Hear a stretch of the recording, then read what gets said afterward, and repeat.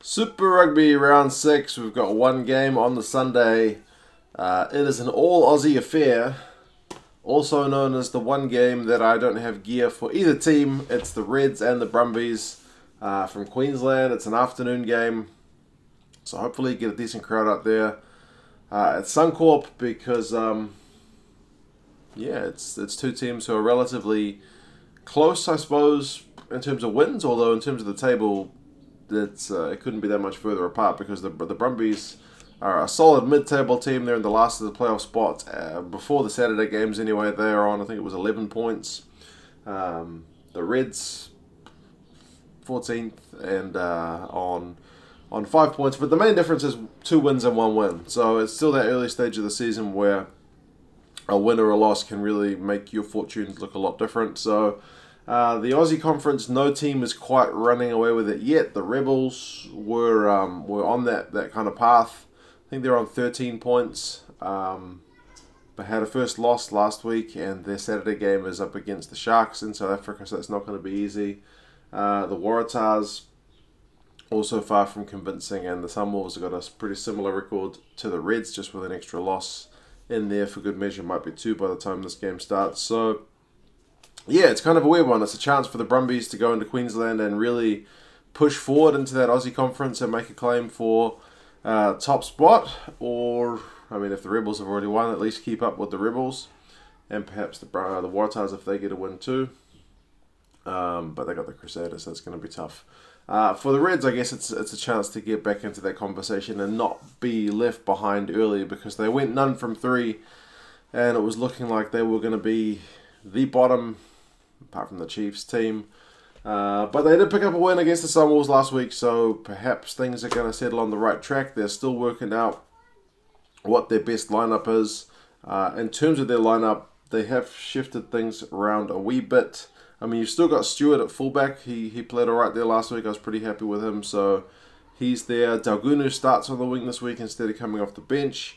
Karevi and Feawai-Sautia are in the midfield, so Feawai-Sautia has been deployed on the wings a wee bit this season, but back to the midfield for him. Hegarty gets the call up for 10, so Isaac Lucas is on the bench.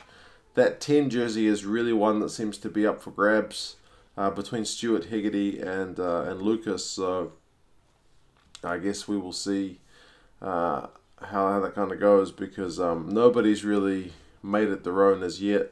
Fotuaika is in at loosehead prop as well, so they have shifted things around. Paingamosa's still on the bench.